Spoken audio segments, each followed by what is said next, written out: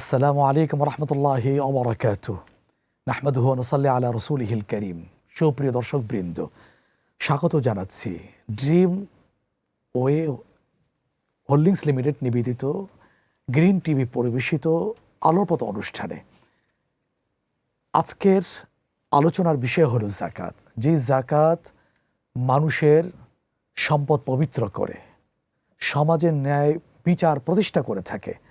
যাকাত কিন্তু ইসলামের একটি অন্যতম গুরুত্বপূর্ণ স্তম্ভ। এই বিষয়ে গুরুত্বপূর্ণ আলোচনা উপহার দেওয়ার জন্য আমাদের মাঝে এসে উপস্থিত হয়েছেন বাংলাদেশের একজন বিদগ্ধ আলেম দ্বীন, ইসলামী চিন্তাবিদ, গবেষক, লেখক এবং মিডিয়া ব্যক্তিত্ব মোহতারাম শেখ মাওলানা সানাউল্লাহ জামালি হাফিজাহুল্লাহ তাআলা এবং মাননীয় খতিব হযরত শাহ নূরি রহমতুল্লাহ আলী জামে মসজিদ মগবাজার, ঢাকা।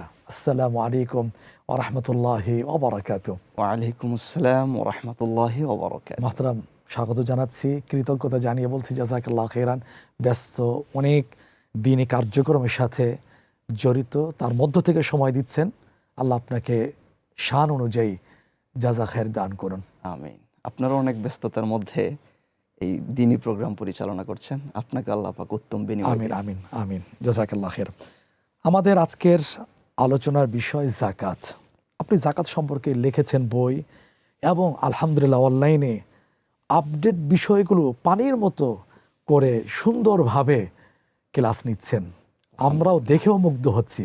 আলহামদুলিল্লাহ। আমি চাই শুধু ওই ক্ষেত্রে সীমাবদ্ধ না রেখে পুরা মানে বড় জায়গা, ব্যাপক জায়গা ছড়িয়ে দিতে। সেই জন্য আজকের আপনাকে আমন্ত্রণ জানানো। শুরুতে প্রথমে প্রশ্ন এই যাকাত সম্পর্কে, যাকাত কাকে বলে এবং ইসলামী যাকাতের গুরুত্ব কি? আলহামদুলিল্লাহ, নাহমাদুহু ওয়া নুসাল্লি আলা রাসূলিহিল কারীম, আম্মা বাদ। আল্লাহ পাকের শুকরিয়া দেওয়ার পর শুকরিয়া জানাচ্ছি আজকের এই গ্রিন টিভির আলোর পথ প্রোগ্রামের আয়োজকদেরকে, এবং সাথে সাথে আপনাকে ধন্যবাদ জানাচ্ছি চমৎকার উপস্থাপনার জন্য। প্রিয় ভাই, আমাদের প্রশ্নটি ছিল যাকাত কাকে বলে এবং এর পরবর্তী অংশটি যাকাতের গুরুত্বটা কি? যাকাতের গুরুত্বটা কি, যাকাত কাকে বলে এবং যাকাতের গুরুত্বটা কি। প্রশ্নটি খুবই আমাদের জীবন ঘনিষ্ঠ এবং ইসলামী জীবন বিধান পরিচালনার জন্য এটি জানা অতীব জরুরি। যাকাত এর অর্থই হচ্ছে পরিশুদ্ধিতা। একটা সম্পদকে পিউরিফাই করার জন্য মূলত হচ্ছে যাকাত। যাকাতের মাধ্যমে সম্পদ পিউরিফাই হয় এবং এই যাকাতের এটা আবিধানিক যেমন অর্থ, পারিভাষিকভাবে যাকাত বোঝায় আল্লাহ পাকের নির্দেশে রাসূল সাল্লাল্লাহু আলাইহি সাল্লামের পদ্ধতিতে আল্লাহ তাআলার দেওয়া খাতে নির্ধারিত পরিমাণ অর্থ দান করাকে যাকাত বলা হয়। মাশাআল্লাহ। এবং এই যাকাতের গুরুত্ব ইসলামে অত্যধিক, কারণ ইসলামের যে 5টি স্তম্ভের ব্যাপারে রাসূল আকরাম সাল্লাল্লাহু আলাইহি সাল্লাম হাদিসে ইরশাদ করেছেন, বুনিয়াল ইসলামু আলা খামসিন, শাহাদাতু আল্লা ইলাহা ইল্লাল্লাহ ওয়া আন্না মুহাম্মাদার রাসূলুল্লাহ ওয়া তুকিমাস সালাত ওয়া তুতিয়াজ যাকাত। এই হাদিসে 5টি স্তম্ভ ইসলামের, এর মধ্যে দেখুন স্পষ্টভাবে রাসূল বললেন তৃতীয় স্তম্ভটি হচ্ছে যাকাত। আল্লাহর উপর এবং তার রাসূল সাল্লাল্লাহু আলাইহি সাল্লামের উপর ঈমান আনার পরে নামাজ, ঠিক তার পরের অবস্থানই হচ্ছে যাকাত। তাহলে বোঝা যাচ্ছে যাকাত ইসলামের বেনা যে পিলার, এর মধ্যে তার অবস্থান তৃতীয়। অত্যধিক এই যাকাতের গুরুত্ব, এবং রাসূল আকরাম সাল্লাল্লাহু আলাইহি সাল্লাম এই যাকাত দেওয়ার ব্যাপারে উম্মাহকে উৎসাহিত করেছেন এবং এই যাকাত অনাদায়ের ভয়াবহ শাস্তির বর্ণনা দিয়ে উম্মাহকে সতর্কও করেছেন। এবং আল্লাহ পাক কোরআনে হাকিমে যেখানে নামাজের কথা বলেছেন, সাথে যাকাত আদায়ের কথা বলেছেন, ওয়া আকিমুস সালাত ওয়া আতুজ যাকাত, তোমরা নামাজ কায়েম করো, যাকাত আদায় করো। তার মানে হচ্ছে নামাজ যেমন গুরুত্বপূর্ণ, যাকাতের গুরুত্বও ঠিক তেমনই। কিন্তু আমাদের সমাজে নামাজ আমরা অনেক গুরুত্বের সাথে আদায় করি, কিন্তু যাকাতে আমাদের অনেক অবহেলা আছে। আমরা একটা আন্দাজ করে যাকাত দেই, কিন্তু যাকাতের পিওর হিসাব, সঠিক হিসাব পদ্ধতি আমাদের অনেকের জানা নেই। অথচ এটি একটি ইসলামের তৃতীয় স্তম্ভ, যার গুরুত্ব অত্যধিক। সুতরাং আমাদের উচিত এই যাকাতের পরিচয় জানা এবং যাকাতের গুরুত্ব জেনে শুদ্ধভাবে যাকাত আদায়ের চেষ্টা করা। অনেক ধন্যবাদ। গুছানো কথায় অল্প কথা সুন্দরভাবে বলেছেন। এবার সেই ইসলামের তৃতীয় অন্যতম গুরুত্বপূর্ণ স্তম্ভ, আর্থিক ফরজ ইবাদত জাকাত ফরজ হওয়ার ক্ষেত্রে কি কি শর্ত পূরণ করতে হয়? চমৎকার প্রশ্ন। আমরা শুদ্ধভাবে জাকাত দেওয়ার জন্য এই প্রশ্নটার উত্তরই আমাদের সর্বপ্রথম জানা প্রয়োজন। জি। আপনি খুব সুন্দরভাবে প্রশ্নটি উপস্থাপন করেছেন যে জাকাত ফরজ হওয়ার জন্য কি শর্ত রয়েছে। ইসলাম একটি পরিপূর্ণ বিধান, যে কারণে সেখানে প্রত্যেকটি বিষয় পুঙ্খানুপুঙ্খানুভাবে বলা হয়েছে। জাকাত যিনি আদায় করবেন তাকে আগে 5টি শর্ত ফুলফিল করতে হবে। 5টি শর্ত যদি ফুলফিল না হয় তাহলে তাকে জাকাত দিতে হয় না। আর 1 নম্বর হচ্ছে, যিনি জাকাত দিবেন তাকে মুসলিম হতে হবে, তার মানে অমুসলিমের উপরে জাকাত ফরজ না।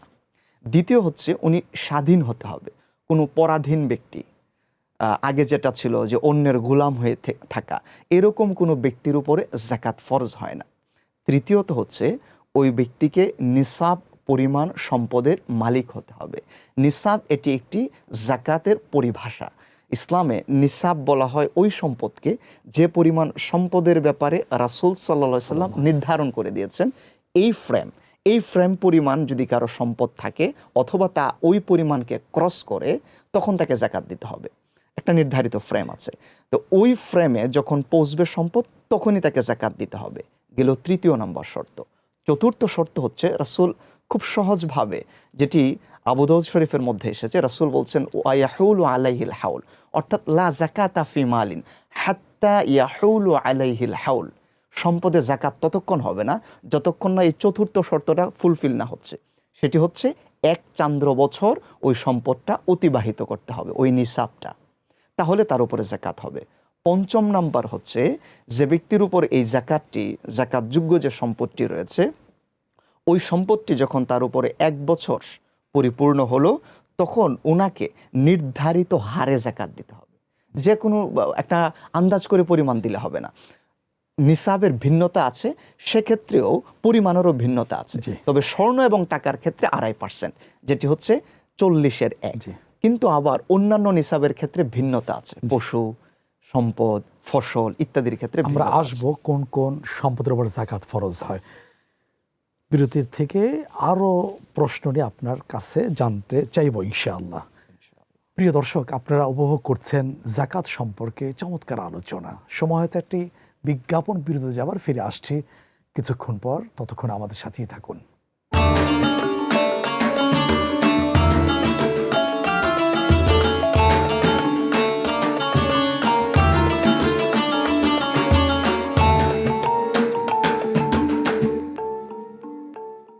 সম্মানিত দর্শকবৃন্দ, বিরতির পরে আরও একবার স্বাগত জানাচ্ছি আলোর পথ অনুষ্ঠানে। আলোচনা উপহার দিচ্ছেন বাংলাদেশের একজন খ্যাতনামা আলেমে দ্বীন মোহতারাম শেখ মাওলানা সানাউল্লাহ জামালি হাফিজাহুল্লাহ তাআলা। আজকের আলোচনার বিষয় ইসলামের অন্যতম 3য় আর্থিক ফরজ ইবাদত জাকাত। সঙ্গে আছি আমি মোহাম্মদ মুস্তফা জামান। মোহতারাম, বিরতির আগে আপনার কাছে প্রশ্ন রেখেছিলাম, কোন কোন সম্পদের উপরে জাকাত ফরজ হয়ে থাকে? মাশাআল্লাহ, খুবই চমৎকার প্রশ্ন। জাকাত যিনি হিসাব করবেন জি। তাকে অবশ্যই এই প্রশ্নের উত্তর তাকে জানতে হবে, জি। এবং প্রত্যেক মুসলিম হিসেবে তাকে আগে জানা উচিত যে কোন কোন সম্পদে জাকাত ফরজ হয়। আর না হয় যখন জাকাতটা ওনার উপরে ফরজ হবে, তখন তো উনি আন্দাজ করে বলতে পারবেন না যে আমার এই সম্পদে জাকাত দেব কি না। যে কারণে এই প্রশ্নের উত্তরটি প্রত্যেক মুসলমানকেই জানা প্রয়োজন। যে কোনো সম্পদের উপরে জাকাত ফরজ হয় না। ইসলামের প্রতিটি বিধান খুবই সূক্ষ্ম এবং খুবই স্পষ্ট। এই জায়গায় রাসূল আকরাম সাল্লাল্লাহু আলাইহি সাল্লাম খুব স্পষ্ট করে বলেছেন কোন কোন সম্পদে জাকাত হবে। জি। এর মধ্যে প্রথম যে সারিটি রয়েছে সেটি হচ্ছে স্বর্ণ, রৌপ্য। এই যে সম্পদগুলো, এটা যদি কারো কাছে গচ্ছিত থাকে তার উপরে জাকাত ফরজ হবে। কতটুকুন হলে হবে সেটা আমরা হয়তো বা সামনে যদি সুযোগ পাই আমরা বলবো ইনশাআল্লাহ। দ্বিতীয়ত হচ্ছে অর্থ, টাকা পয়সা, তার উপরেও জাকাত ফরজ হবে। চতুর্থ, ফসলের উপরে জাকাত ফরজ হবে। আমাদের অনেক কৃষক ভাইয়েরা রয়েছেন জি। যারা জমিতে কৃষি পণ্য উৎপাদন করেন, সেই কৃষি পণ্যের উপরেও জাকাত ফরজ হয়। পঞ্চম হচ্ছে, জাকাত ফরজ হয় গবাদি পশুর উপরে। উট, ভেড়া, ছাগল, গরু, এই পশুগুলোর উপরেও জাকাত ফরজ হয়। তবে তার ভিন্ন ভিন্ন বিধান রয়েছে, ক্ষেত্র রয়েছে, সেই ক্ষেত্রের আলোকে জাকাত ফরজ হবে। এই যে কয়েকটি আমরা আলোচনা করলাম, এই বিষয়গুলোর উপরে মূলত যাকাত ফরজ হয়। সুন্দর গুছানো কথায় আপনি শর্তগুলো বা কোন কোন সম্পদের জাকাত হয় আপনি বলেছেন, জাযাকাল্লাহ খাইরান। এরপরে আরেকটি প্রশ্ন হচ্ছে মহতারাম, কাদেরকে জাকাত দেওয়া বৈধ আর কাদেরকে দেওয়া যায় না? মাশাআল্লাহ, এটা তো আরো গুরুত্বপূর্ণ প্রশ্ন। জি, আমি জাকাতটা দিব, তো কাকে জাকাত দেওয়া যায় আর কাকে জাকাত দেওয়া যায় না, আমি যদি সেটাই না জানি, তাহলে তো আমি জাকাত দিতে যেয়ে ভুল করব। হিসাব হয়তো বা ঠিকই করেছি, কিন্তু যেটা আমি অ্যাপ্লাই করব যে জায়গায়, সেখানে আমার রং হয়ে গেল। ইসলামের এই বিধানটাও একেবারে আমাদের কাছে আয়নার মতো স্পষ্ট। কারণ জাকাত কাকে দেওয়া যাবে এবং কাকে দেওয়া যাবে না, এক্ষেত্রে জাকাতের খাত, অর্থাৎ যাকে আমি জাকাত দিব, এটি স্বয়ং আল্লাহ পাক নির্ধারণ করে দিয়েছেন। সূরাতুত তাওবা, যেটি কোরআন শরীফের ৯ নম্বর সূরা, সেই সূরাতুত তাওবার ৬০ নম্বর আয়াতে আল্লাহ পাক জাকাতের খাত বর্ণনা করেছেন। আল্লাহ পাক বলেছেন, ইন্নামাস সাদাকাতু লিল ফুকারাই ওয়াল মাসাকিন ইলা আখিরিল আয়া। আল্লাহ পাক সেখানে ৮টি খাতের কথা বলেছেন যাদেরকে জাকাত দেওয়া যায়। এর মধ্যে একটি হচ্ছে ফকির, আরেকটি হচ্ছে মিসকিন, এবং যারা জাকাত প্রদানে নিয়োজিত কর্মচারী, তাদেরকে জাকাতের ফান্ড থেকে টাকা দেওয়া যায়। এবং যে ব্যক্তিগুলোর মন তুষ্ট করতে হয়, সেটা ব্যাখ্যা সাপেক্ষ, আমি এক কথাই বলছি, তাকে জাকাত দেওয়া যায়। এবং যে ব্যক্তি ঋণগ্রস্ত, তাকে জাকাত দেওয়া যায়। যে ব্যক্তি অন্যের দাস হিসাবে রয়েছে, সেই দাস মুক্তির ক্ষেত্রে জাকাত দেওয়া যায়। আল্লাহর রাস্তায় জাকাত দেওয়া যায়। এবং যিনি মুসাফির, তাকে জাকাত দেওয়া যায়। এই ৮টি খাতের বর্ণনা আল্লাহ নিজে বর্ণনা দিয়েছেন, এদেরকে দেওয়া যায়। এদেরকে শুধু জাকাত দেওয়া যায়। আর জাকাত দেওয়া যাবে না কাদেরকে? এর ১ নম্বর কথা হচ্ছে যে এর বাহিরে দেওয়া যাবে না, কিন্তু স্পেসিফিক আমাদের বুঝতে হবে কাকে জাকাত দেওয়া একেবারে নিষিদ্ধ। সেটি হচ্ছে, যিনি জাকাত দিবেন তিনি তার পিতামাতাকে জাকাত দিতে পারবেন না, কোনোভাবেই না। এটি অবৈধ এবং এটি হারাম। পিতামাতাকে জাকাত দেওয়া যায় না। নিজের সন্তান সন্ততি যিনি জাকাত দিবেন, তিনি তার সন্তান সন্ততিদেরকে জাকাত দিতে পারবেন না। যিনি জাকাত দিচ্ছেন, তিনি তার দাদা দাদি, তাদেরকে জাকাত দিতে পারবেন না। এবং রাসূল আকরাম সাল্লাল্লাহু আলাইহি সাল্লাম নিজে বলেছেন, আমাকে জাকাত দেওয়া যাবে না এবং আমার পরিবারের তার সদস্যদেরকেও জাকাত দেওয়া যাবে না। সুতরাং ওই জায়গায়ও রাসূল সাল্লাল্লাহু আলাইহি ওয়াসাল্লামের বংশ যারা রয়েছেন, তাদেরকেও জাকাত দেওয়া যায় না, যেহেতু রাসূল নিজে এটা নিষেধ করে গিয়েছেন। এই কয়েকটি খাতে আমরা জাকাত দিতে পারবো না। আর বাকি আরেকটা গুরুত্বপূর্ণ বিষয়, যার নিসাব আছে, তাকেও কিন্তু জাকাত দেওয়া যাবে না। আর বাকি জাকাত দিতে হবে কোথায়? ৮টি খাতে, যেখানে আল্লাহ পাক জাকাত দিতে বলেছেন। কিন্তু ইদানিং সময়ে মহতারাম, আপনি বিষয়টা মনে হয় লক্ষ্য করেছেন, আমাদের সমাজে অনেকেই নতুন একটা প্রশ্ন ছুটছে, মাদ্রাসায় কি জাকাত দেওয়া যাবে? এটা নতুন প্রশ্ন। আমি মনে করি এই প্রশ্নটাও মানুষের জানা থাকা দরকার। আমরা তো খুব স্পষ্ট আজকের আমাদের এই আলোর পথ অনুষ্ঠানের মাধ্যমে আপনার উপস্থাপনায় আমরা এটা বলেছি যে কোরআন শরীফের সূরা তাওবার ৬০ নম্বর আয়াত আল্লাহ স্পষ্ট করেছেন। এখান থেকে আমরা বুঝতে পেরেছি কোথায় জাকাত দেওয়া যাবে আর কোথায় জাকাত দেওয়া যাচ্ছে না। তো জাকাত দেওয়ার ক্ষেত্রে মাদ্রাসায় জাকাত দেওয়া যাবে কিনা, এই কথাটা খুব স্পষ্ট, যে মাদ্রাসায় ইয়েতিমখানা আছে, ইয়েতিম ছাত্ররা পড়াশোনা করে, ফুকারা গরিব ছাত্ররা পড়াশোনা করে, সেই মাদ্রাসায় জাকাত ফান্ড রয়েছে। সুতরাং ওই মাদ্রাসায় অবশ্যই জাকাত দেওয়া যাবে। বিষয়টা স্পষ্ট করার জন্য পুনর্বার ধন্যবাদ জানাচ্ছি, জাযাকাল্লাহ খাইরান। এরপর আরেকটি গুরুত্বপূর্ণ একটা বিষয়ের দিকে মনোযোগ আকর্ষণ করছি, সেটা হলো সমাজে দারিদ্র্য দূর করতে জাকাত কিভাবে গুরুত্বপূর্ণ ভূমিকা রাখে। মাশাআল্লাহ, এটা তো সমাজের দারিদ্রতা বিমোচনে জাকাত কি ধরনের ভূমিকা রাখে, এটা আসলে প্রত্যেক মানুষের চোখের সামনে একেবারে আয়নার মতো ঝলঝল করছে, যে ইসলামের এই চমৎকার সুন্দর এই বিধানটি আমাদের সমাজে দারিদ্রতা বিমোচনে কি ধরনের অসাধারণ চমৎকার ভূমিকা রাখছে। প্রিয় ভাই, আপনি দেখেন যে যখন ধনী ব্যক্তিগণ জাকাত দিচ্ছেন ইসলামের বিধান অনুযায়ী, তখন এই জাকাতের স্পেসিফিক টাকাটা গরিব ইয়েতিম মিসকিনরাই পাচ্ছে। আল্লাহ পাক যেখানে বললেন জাকাতের প্রথম খাত, ৮টি খাতের প্রথম খাত যে দুটি রয়েছে, সেখানে আল্লাহ নিজেই ঘোষণা করলেন সাদাকাতুল লিল ফুকারা ওয়াল মাসাকিন, ফকির এবং মিসকিন। আমাদের দেশের সমাজে ফকির এবং মিসকিনকে আলাদা আমরা করতে পারি না। আমরা ফকির বলতেও বুঝি গরিব, মিসকিন বলতেও বুঝি গরিব, কিন্তু ইসলামের পরিভাষায় ফকির ভিন্ন সংজ্ঞা, মিসকিন ভিন্ন সংজ্ঞা। ফকির হচ্ছে মান লাইসা লাহুন নিসাব ওয়ালা ইয়াকুনুল ফুলুস, যার নিসাব নেই কিন্তু টাকা পয়সা আছে, সে ফকির। ওয়া মিসকিন মান লাইসা লাহুন নিসাব ওয়া লাইসা লাহুল ফুলুস, যার নিসাবও নাই, একেবারে একটি টাকাও নাই, নিঃস্ব। তাকে মিসকাউন, একদম নিঃস্ব। এ ধরনের অনেকে প্রশ্ন করতে পারেন যে হুজুর নিঃস্ব কি আছে নাকি? কিছু না কিছু টাকা পয়সা তো থাকে। প্রিয় ভাইয়েরা, আমাদের বাংলাদেশের পরিস্থিতিতে যদি আমরা দেখি যে আমাদের কমলাপুর রেল স্টেশনের উদাহরণ যদি দেখেন, অনেক এরকম অভুক্ত অনাথ শিশু রয়েছে যার নিঃস্ব তো দূরের কথা, একটি টাকাও তাদের নেই, তারা হচ্ছে মিসকিন।